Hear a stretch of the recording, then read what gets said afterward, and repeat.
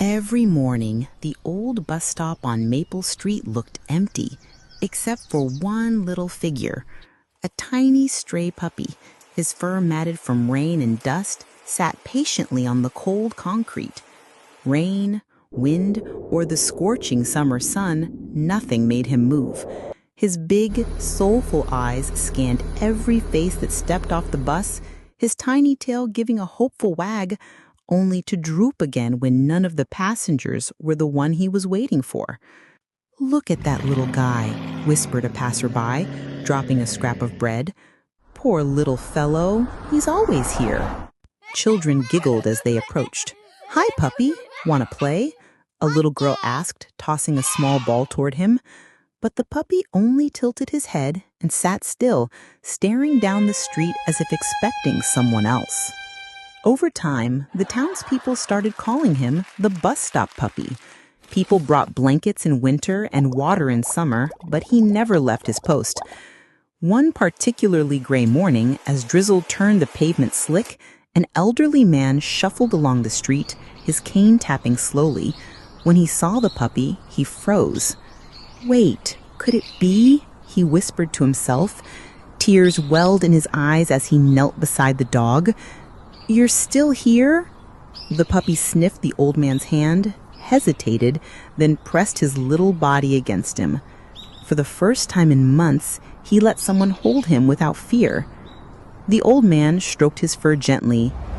"Oh, my boy, I thought I'd lost you forever," his voice cracked.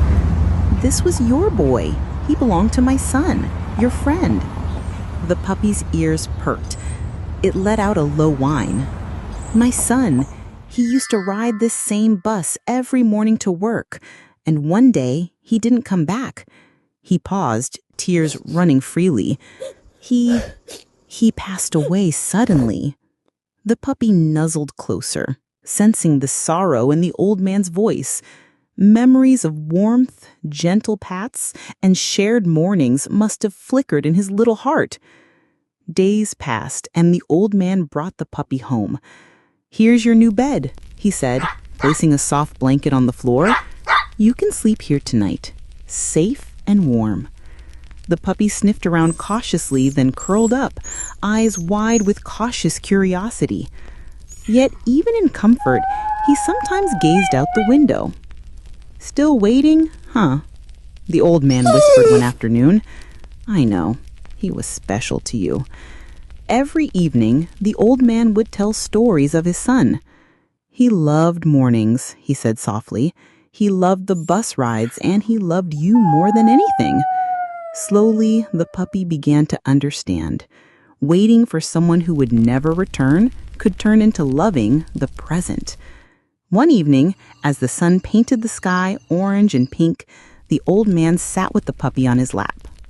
"You've waited so long, little one, but now you don't have to wait anymore.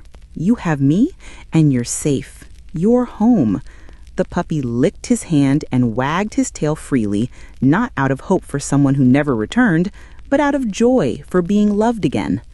That night, curled up in a cozy bed instead of the cold bus stop, he slept peacefully.